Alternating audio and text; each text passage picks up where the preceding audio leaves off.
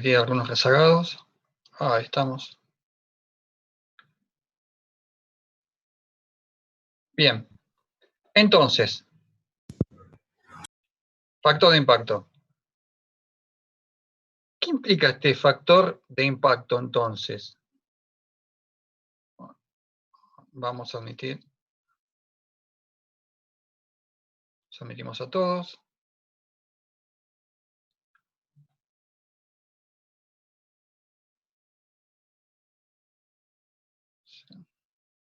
Listo. Ahí estamos todos admitidos. Faltan algunos todavía, bueno, no importa. Seguimos. Entonces, este factor de impacto que tenemos acá, ¿qué es lo que nos está diciendo? Fíjense, supongamos que la altura desde la cual soltamos nuestro peso valga 0. 0, nada. ¿Cuánto vale el Carlos, factor de perdón, impacto? no se está grabando. Vamos. Pregunta, ¿quién dijo que no se está grabando? Yo, Federico. Fede, ¿por qué no avisaste antes? Bien, vamos todavía. En clase ya había dicho una cantidad de barbaridades desde el primer día. Es el primer chiste que hago en 2 meses que nos conocemos. Esto es horroroso, pero bueno, no importa. Bien, ahí vamos a grabar. Gracias por avisar, Fede. De nada. Ahí vamos. Genial. Entonces, fíjense, este factor de impacto, ¿qué nos está diciendo? Nos está diciendo que si la altura desde la cual soltamos a nuestro peso vale 0, si la altura desde la cual soltamos nuestro peso vale 0, el factor de impacto vale 2. Es decir, la fuerza estática equivalente, ¿sí?, a una fuerza repentina, ¿sí?, en el mejor de los casos vale el doble. Vamos a admitir a Manuela. Ahí estamos. Ahí están todos admitidos. Entonces, vamos de vuelta para los nuevos, los que llegaron hace 2 segundos. Si la altura desde la cual suelto a mi peso es 0, es decir, que solamente me limité a apoyarlo rápido, ¿sí?, entonces el factor de impacto duplica, o sea, hace que se duplique la fuerza estática equivalente. Por eso, cuando ustedes ven una escalera mecánica, les dicen, no suban y bajen saltando la escalera mecánica, y porque dice, pero si el peso es el mismo. No, no es el mismo. O sea, si ustedes se quedan paraditos, quietitos en la escalera mecánica, el peso de ustedes es W, ¿sí? Es decir, 860 newtons, por ejemplo. Ahora, si van saltando, o si se apoyan rápido, o si van caminando escalón por escalón, ¿sí?, el impacto que se genera es el doble del peso de ustedes. Así que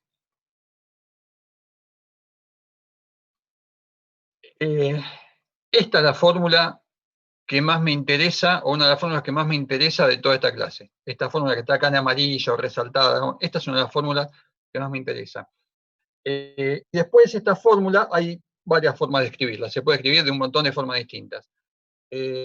Una forma de escribirla es considerando que B al cuadrado es igual a 2GH, en función de la igualdad de energía cinética con energía potencial, ¿sí? Y si hacemos el reemplazo, me queda la fuerza equivalente en función de la velocidad, en lugar de que me quede en función de la altura. Acá tenemos de vuelta el factor de impacto, pero expresado en función de la velocidad. ¿Sí? Entonces, y esto lo escribí para los que lean después el PowerPoint directamente, porque ya lo dijimos, o sea, la idea es que se fijen que el factor de impacto, aún en el caso más favorable, que es cuando la altura vale 0 o cuando la velocidad de impacto vale 0, que es lo mismo, ¿sí? Como es una carga aplicada en forma repentina, ¿sí? El factor de impacto duplica el valor del peso a efectos de considerar la fuerza equivalente dinámica, ¿sí? Vamos a admitir a Juan. Genial. Entonces, dos personas más. Ahí las admitimos. Ya está. Entonces, y como variante de la fórmula de la fuerza equivalente, tenemos que, podemos considerar, y esto pasa muy a menudo, que especialmente si yo tengo que en lugar de tener un resorte común y corriente, tengo una barra o un material que actúa como resorte, ¿sí? En el cual, en ese caso, la deformación va a ser mucho más pequeña que la altura, o sea, pero muchísimo más pequeña. Entonces, si se puede despreciar, cuando hagan las cuentas van a ver que podemos llegar a una fórmula simplificada de la fuerza equivalente, que es igual a la raíz de 2W por HK, donde K es la constante del material eléctrico, del material elástico que se deforma. ¿Sí? Y también lo podemos expresar, ¿sí? En función de la energía, en función de la energía cinética, ¿sí? Y podemos expresar, y esto lo usan mucho en investigaciones, ¿sí? Se usa mucho cuál es la energía involucrada, ¿sí? Pues la energía cinética involucrada es la energía neta del impacto, que es la que se termina transformando en energía de deformación. Ustedes fíjense que si yo tengo más energía involucrada, es decir, más velocidad de impacto o más altura de caída, ¿sí? y un resorte más duro, tengo mayor fuerza de deformación, lo cual es lógico. Bien. Bien. Vamos a analizar ahora el caso en el cual yo tengo una solicitación axial actuante sobre una barra que actúa como, de alguna forma, como si fuera un resorte. ¿Sí? Fíjense el dibujo. Yo tengo una barra que está acá, esta barra, sobre la cual cae un cuerpo impactante. Este cuerpo impactante tiene un peso W. No dibujé acá el vector de W para que no se confunda con nada que está por adentro de la barra, ¿sí? Pero tenemos el cuerpo que se desliza libremente, se suelta desde una altura h, ¿sí? E impacta a la saliente que tiene acá esta barra.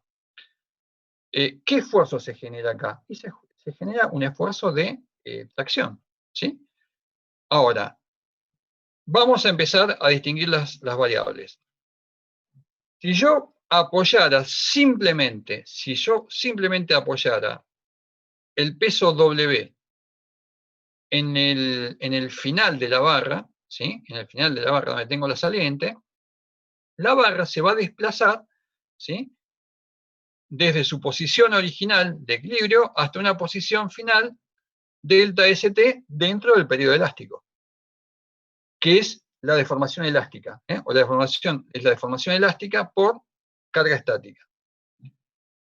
Bien, si yo suelto ahora el peso W desde la altura h, ¿sí? voy a tener que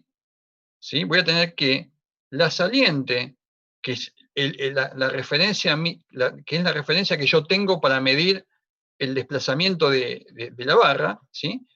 se va a desplazar hasta una posición final delta, ¿sí? y después va a entrar en un periodo vibratorio, ¿sí? hasta que, después de un tiempo determinado, ¿sí? cuando está en equilibrio, va a quedar de vuelta en la posición delta ST.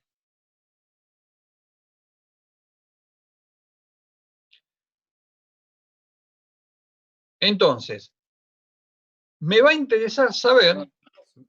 Hola. Hola, Sí, Carlos, sí, una consulta. Respecto a la diapositiva anterior. sí, volvemos. Ahí. Porque Contame. me había hecho mucho ruido el tema de que vos decís que en el mejor de los casos, donde h es igual a 0, el factor de impacto es 2, Sí, o sea que la fuerza es el doble del peso. sí. Y sería que Es la fuerza después de un, equivalente. después de un tiempo, esa misma fuerza se hace W cuando en el gráfico que ves ahí en el tiempo se... No, no, no. El tema es el siguiente. La, está buena la pregunta. Está buena la pregunta. ¿Por qué? Porque la fuerza equivalente, ¿sí? La fuerza equivalente del impacto no es una fuerza continua en el tiempo. ¿Me entendés? O sea, Sí. es la fuerza máxima que se genera. Ah, ¿Y por qué digo que es una fuerza equivalente a una fuerza dinámica? Porque cuando yo... Vino bárbaro la pregunta tuya. Eh, ¿Por qué digo que es equivalente a una fuerza, es equivalente a una fuerza dinámica? ¿Por qué?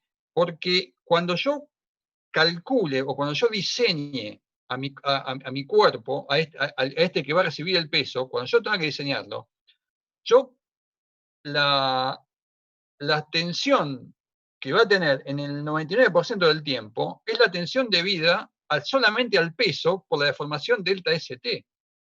Pero yo tengo que tenerlo preparado para que soporte una carga que es mayor. ¿Sí? ¿Y cuánto mayor? Y va a ser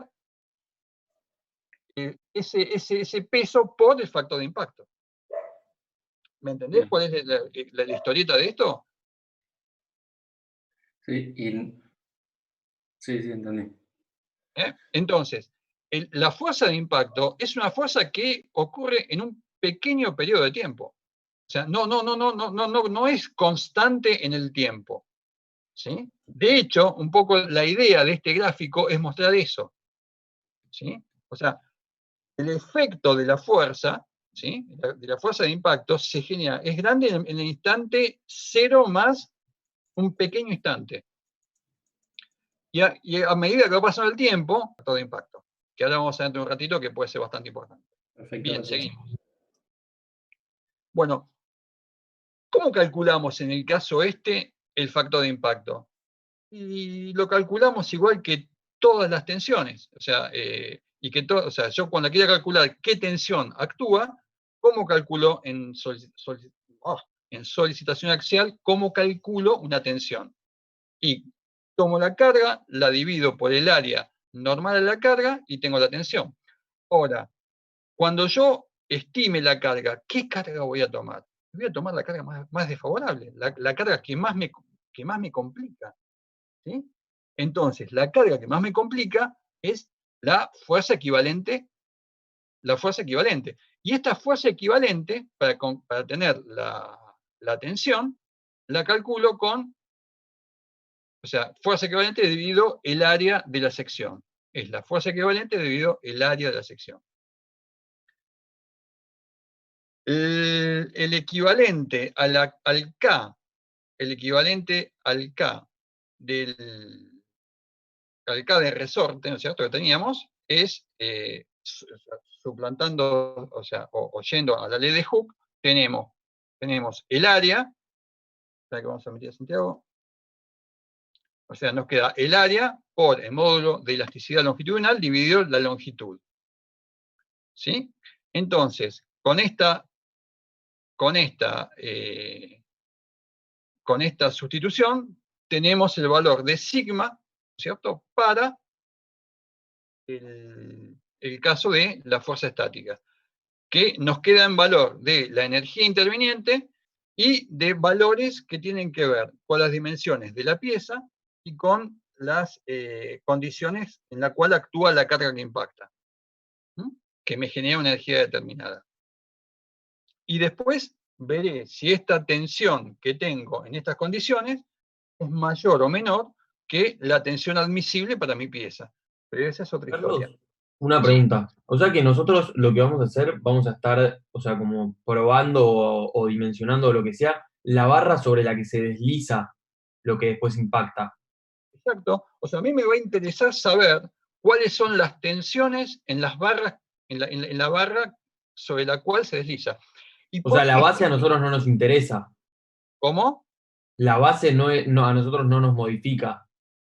La base, necesariamente. nosotros vamos a suponer, en este modelo, lo que estamos haciendo en este momento, que dentro de 2 minutos lo vamos a mejorar un poco, lo que estamos mirando, ¿sí?, es el efecto energético sobre la barra, ¿sí? Es el efecto energético sobre la barra.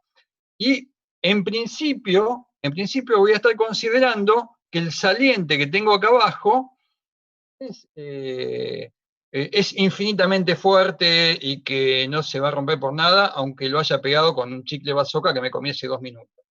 ¿Está claro? Perfecto, gracias, sí. Bien. Segundo chiste del cuatrimestre. Vamos. Entonces,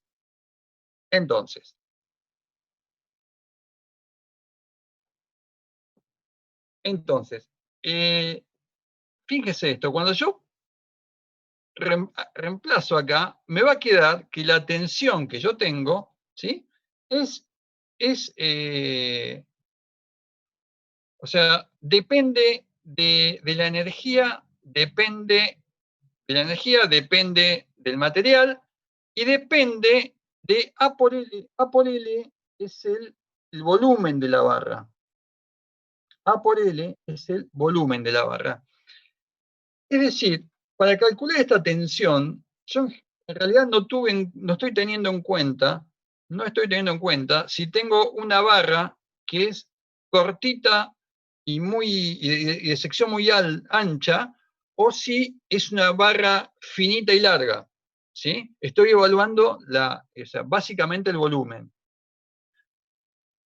que es lo que les escribí acá, ¿sí? Es decir, que la capacidad de absorber energía depende del volumen de la barra, lo cual es bastante lógico.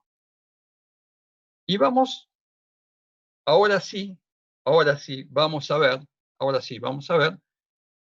qué es lo que pasa con las tensiones que se producen, ¿sí?, en los puntos críticos, o sea, acá abajo, por ejemplo, ¿sí?, en donde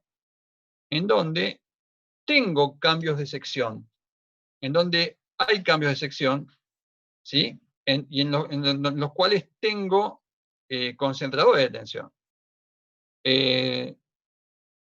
Cuando yo tengo cargas que actúan con muy baja velocidad, es posible que con una carga de baja velocidad o aplicada muy lentamente, le da tiempo al material a que la deformación que se produce, especialmente si entra dentro de deformaciones de fluencia, ¿sí?, que esa fluencia redistribuya el esfuerzo, ¿sí?, y de alguna forma, ¿sí?, haga que el cuerpo se haga más, o sea, que ese concentrador de esfuerzo pierda potencia, es decir, que ese concentrador de esfuerzo, ese concentrador de tensiones, ¿sí?, pierda el efecto, o sea, pierda la capacidad de deterioro. O sea que el KF final, o sea, por la deformación, va a ser menor que el KF inicial. Ahora bien, son casos muy particulares y pasa eventualmente. Como en los casos de carga estática, los cambios de sección, las entallas, los agujeros, las marcas grabadas o las marcas sobreimpresas, las discontinuidades, las rayaduras, ¿sí?, son todos concentradores de tensiones, y esos concentradores de tensiones van a aumentar las tensiones nominales que yo tenía.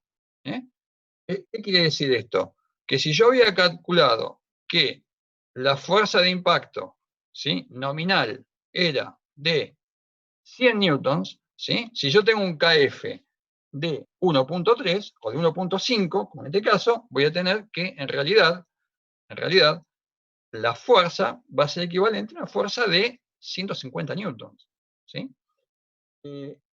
Entonces, los KFs son importantes, ¿sí?, y hay que considerarlos. ¿Mm?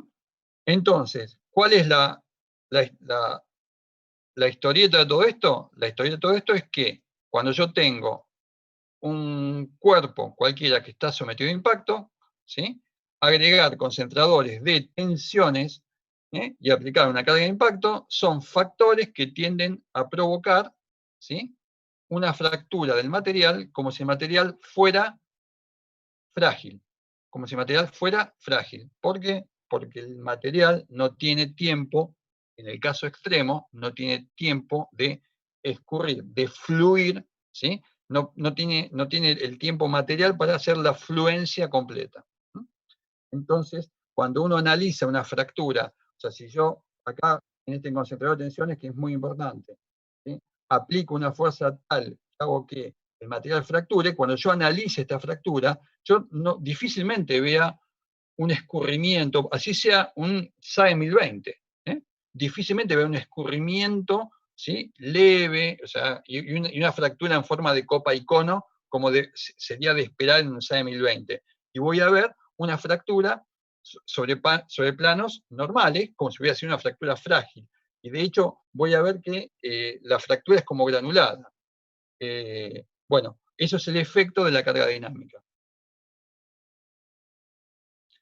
Y acá hay un ejemplo de aplicación con un ejemplo en donde tenemos dos bulones, ¿sí? diseñados para cargas de impacto.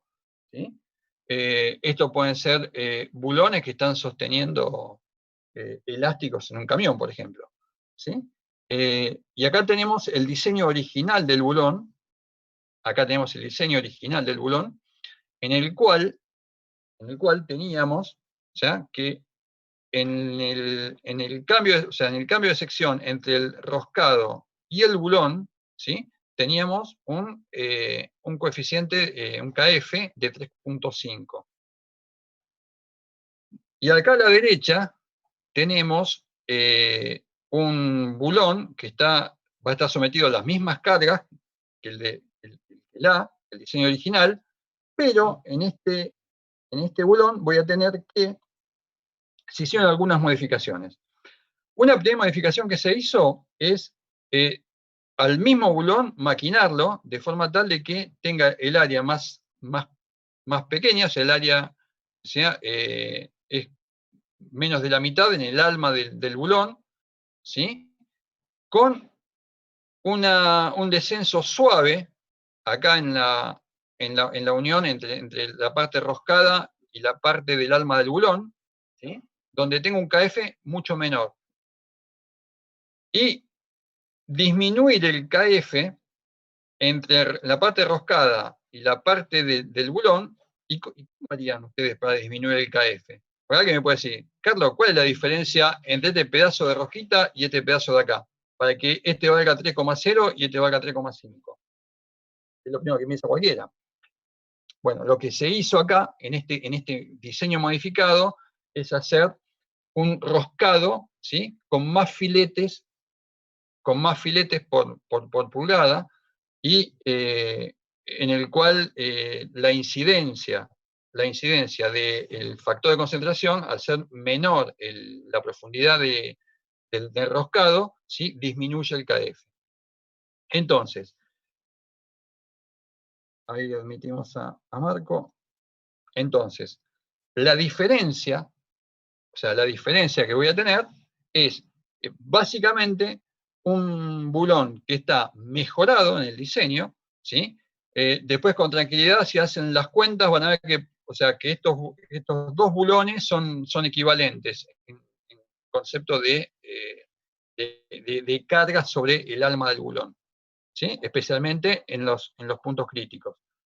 Entonces, hay formas realmente muy ingeniosas de modificar esas incidencias. Bien. ¿Qué pasaría ahora, para ir ya dándole un cierre a la clase de hoy, qué pasaría si yo tuviera un impacto por flexión? Es decir, tengo acá esta pelota de rugby, ¿sí? Esta pelota de rugby maciza que va a golpear sobre una viga de pino, una viga de pino blanco. ¿Qué es lo que va a pasar cuando esta pelota impacte en el centro de la viga? Y bien, cuando esta pelota impacte en el centro de la viga, voy a tener dos cosas. Voy a tener que, como la viga está apoyada sobre resortes, los vínculos que tengo son resortes, voy a tener un desplazamiento con los resortes y va a tener además un desplazamiento, ¿sí? O sea, se va a flexionar la viga. Vamos a hacer lo siguiente antes de ver y de evaluar el impacto. Antes de evaluar el impacto, voy a apoyar suavemente la pelota sobre la viga. Cuando yo apoye la pelota sobre la viga, ¿sí? Entonces voy a tener la deformación estática. Y la deformación estática, o sea, que va a hacer que esta pelota disminuya, o sea, que baje desde la posición inicial, donde está el cursor, acá está el cursor, que baje desde esta posición inicial hasta esta del fondo, va a estar dada por dos desplazamientos estáticos. Un desplazamiento estático va a ser el desplazamiento estático debido a los resortes. Y el otro desplazamiento estático va a ser el desplazamiento estático debido a la flecha que se produce por la deformación estática, o sea, por la elástica de deformación debido a flexión de la viga. Entonces, nosotros hacemos los cálculos, ¿sí? Calculamos el delta S de la viga, calculamos el delta S de los resortes. El delta S de la viga lo sacamos de la ecuación diferencial de la deformación elástica, ¿sí? Estos datos, además, por lo general, para este tipo de cargas, están todos tabulados. El delta S de los resortes, que es dividiendo la carga, dividido el peso, dividido dos veces la constante de los resortes, que están dados como datos, ¿sí? Con lo cual saco el delta ST total. Y una vez que saqué el delta ST, ¿qué es lo que me queda hacer? Y algo muy sencillo. Con el delta ST y con la altura calculo el factor de impacto, que da 7,6. Ustedes fíjense que es un valor, o sea que más que septuplica el valor del peso original. Y con el delta, con el factor de impacto, sacamos tranquilamente la tensión normal con las fórmulas que ya ustedes ya son expertos. O sea, que donde dividimos el momento flexor, ¿sí? Dividido el módulo resistente. Este ejemplo está sacado del libro de Juvenal, está en unidades inglesas. Y bien, y alguien puede estar pensando, ¿y este tipo me va a seguir torturando por mucho más tiempo con todo esto? Y no, mucho más tiempo. No, mucho más tiempo. ¿Qué solicitación nos queda? Nos queda ver torsión. En realidad, no vamos a hacer un ejemplo de torsión, pero sí, para que lo sepan, ¿sí? En el caso de torsión, tenemos una equivalencia. En todo lo que es ecuaciones, tenemos una equivalencia entre lo que son cargas lineales y cargas torsionales, ¿sí? Entonces, lo que en la carga lineal yo leo como deflexión o el desplazamiento, en la carga torsional va a ser el ángulo de torsión. Lo que yo calculo como lo que yo llamo fuerza equivalente, en el caso torsional voy a tener el T sub E es el momento torsor equivalente.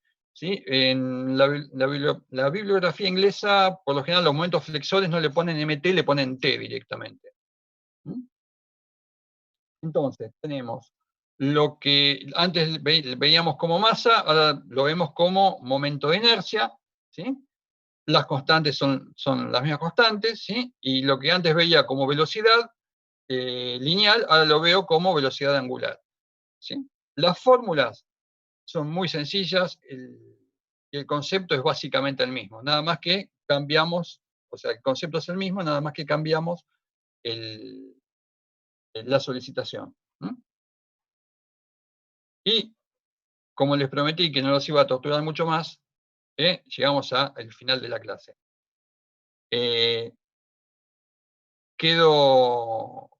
No sé si queda alguna duda. Pueden abrir los micrófonos y preguntar.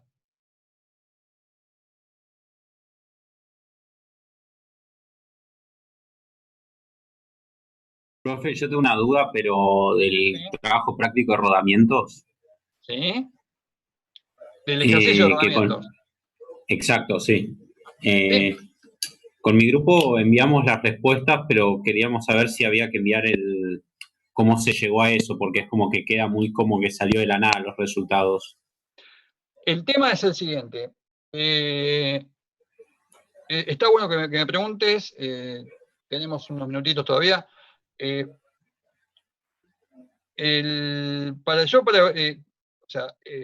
tema de la carrera de grupos no es evaluatoria o sea, es para es un divertimento más que tenemos y para hacer menos tedioso todo este proceso. Si me mandan las respuestas y me quieren mandar además cómo llegaron, fantástico.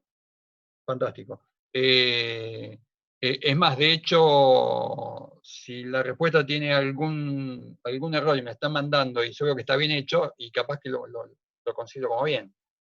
O sea que no está mal que me manden las respuestas. Esto igual siempre, yo hoy estuve viendo, hoy terminé de ver todas las respuestas que me mandaron del ejercicio de estado tensional, y entre hoy a la noche y mañana les voy a estar devolviendo los resultados y les voy a subir el ejercicio resuelto. En el de estado tensional, alguno le pifió en alguna cosita, pero en líneas generales estaban bien. Han entendido bien el tema y está buenísimo esto que está pasando, que están terminando de entender mejor algunas cosas con estos ejercicios que les vamos dando, en el cual van poniendo en práctica muchas de las cosas que se ven en la teórica, que muchas veces uno dice, che, ¿y esto para qué cuerno no lo vi? Y ahí donde se dan cuenta el tema de la importancia. Y en el ejercicio de rodamientos en particular, me interesó que actúen como si fueran responsables de PSP de una empresa, ¿sí? Y además evaluaran el costo y bueno, quiero terminar de ver todos los ejercicios para hacerles una devolución. Pero me pareció piola la idea porque con ejercicios como estos donde cerramos todo el círculo de que para qué nos sirven las materias técnicas. Las materias técnicas nos sirven igual que nos sirven las materias económicas que tenemos en la facultad. Así que todo hace la formación nuestra. Sí, ¿algo más? Dale.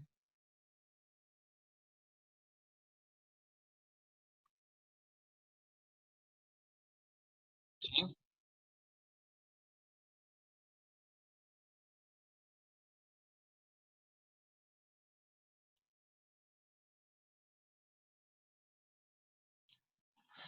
Bien, cuando nosotros montamos rodamientos, o sea, la idea del montaje de rodamientos es que sea un montaje isostático, ¿sí? Yo puedo obtener un montaje isostático para que el montaje sea isostático, en una viga común, tengo que tener un vínculo de primera especie y un vínculo de segunda especie, ¿sí? El rodamiento de bolas, si está fijo si está fijo a la base, y si está fijo al eje, ¿sí? Actúa como un vínculo de segunda especie. ¿Estamos de acuerdo? Bien. Es decir, yo puedo montar un eje sobre un rodamiento de segunda especie, que es un rodamiento de bolas, y un rodamiento de primera, y un vínculo de primera especie, que ¿con qué lo hago? Con un rodamiento de rodillos. Esa es una opción. Ahora bien, si mal no recuerdo, en clase vieron, en la clase que explicó Jorge, vieron que también se puede montar en forma isostática un eje sobre dos rodamientos de bolas. Haciendo que, dándole a uno de los rodamientos de bolas un espacio para que deslice un poco. ¿Te acordás de eso? Bien, entonces ahí tenés las dos alternativas. O sea, una cosa que les pongo es que el eje no flexiona, o sea, no haría falta ahí poner rodamientos de rótula. O sea, poner rodamientos de rótula gastás plata al cohete. O sea, si yo tuviera que, por condiciones de funcionamiento, yo tengo que el eje va a flexionar, ¿sí? No sé, 5 grados. Entonces, voy y compro rodamiento de rótula, que me sale 5 veces más. Pero en realidad, o sea, acá las opciones son básicamente dos. Es decir, pues yo puedo poner un rodamiento NU y un rodamiento normal de bolas, o puedo poner dos rodamientos de bolas. Y la idea que yo quería que evalúen ustedes es decir, ¿cuál me conviene más? Por eso les dije, averigüen precios.